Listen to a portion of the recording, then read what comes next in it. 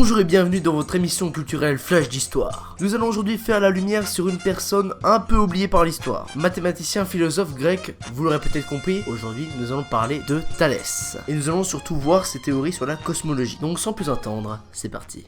Thalès de Milet, appelé communément Thalès, est un philosophe et savant grec. Il est né à Milet vers -625 et il est mort vers -546 dans cette même ville. Il a été l'un des 7 sages de la Grèce antique. En gros, c'est un titre qu'on donnait à des philosophes. Et c'est le fondateur présumé de l'école milésienne. L'école milésienne étudiant la géométrie, l'astronomie, et par exemple les penseurs de cette école ont apporté de nouvelles idées sur la cosmologie.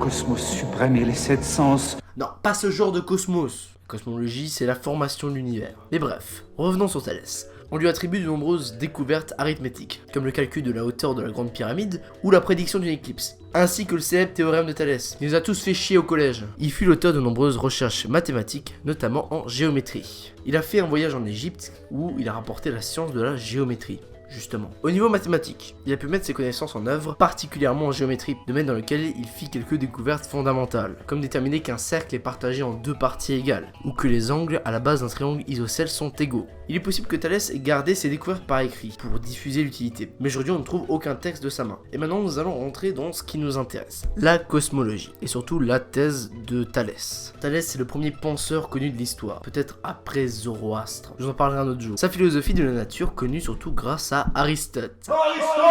D'après lui, l'eau est la cause matérielle de toute chose. Il fait de l'eau le principe matériel explicatif de l'univers, d'où procèdent les autres éléments, air, feu et terre. Il met en avant la vitalité de l'eau, unique et universelle. Il estime que l'eau est le principe de toute chose. En gros, la terre, il y a de l'eau, l'air, il y a de l'eau, et que tout se résout en eau. C'est ainsi qu'Aristote résume la pensée de Thalès, et l'importance donnée à l'eau au sein de sa pensée.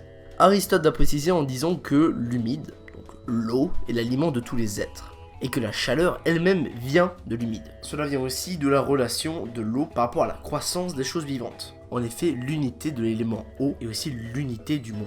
Et ce qui est le plus intéressant dans cette thèse de Thalès, c'est le concept du 1, sans se perdre dans l'accumulation d'observations disparates. On attribue parfois à Thalès une conception de l'univers assez séduisante. Donc Thalès place l'eau comme à l'origine des choses. Et pour reprendre les paroles de Nietzsche, Thalès a su discerner l'unité de l'être à travers l'eau. Parce que l'eau, c'est la vie. Toutefois, la thèse de Thalès n'est connue que par l'intermédiaire d'Aristote. Il est possible qu'elle ait été déformée. Il est possible que Thalès n'ait pas pensé que tout était explicable par l'eau, mais qu'il en fasse seulement l'élément originel, pour expliquer l'essence de chaque être. Et cette théorie a permis une rationalisation du monde. Qu'est-ce qui a influencé Thalès? On peut penser que cette pensée vient d'Égypte. Tout ceci s'accorde avec l'idée égyptienne de l'eau primordiale, Nun. On peut reprendre aussi l'idée des Babyloniens, admettant également l'idée d'un océan supérieur et d'un océan inférieur.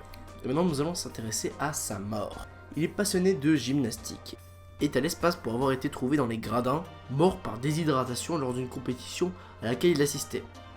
C'est bien sûr paradoxal vu qu'il a développé toute la théorie sur la cosmologie de l'eau, et il est mort de déshydratation, parce qu'il n'avait pas d'eau. Au moins il confirme sa théorie.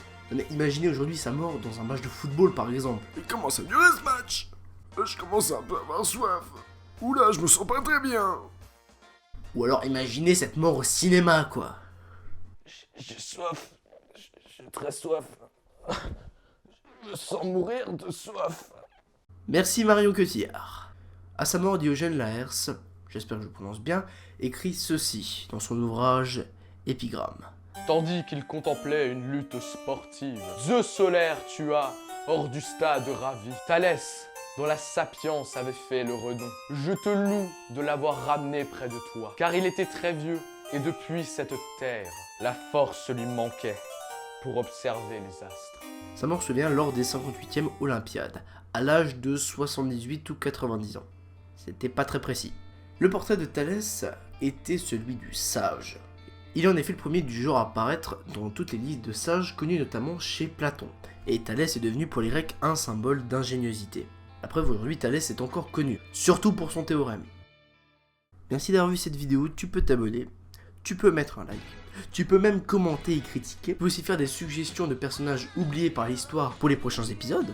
D'ailleurs, le prochain sujet sera traité sur un informaticien. Sur ce, je vous souhaite une bonne fin de journée. Et de ma part, bonne année. Allez, ciao!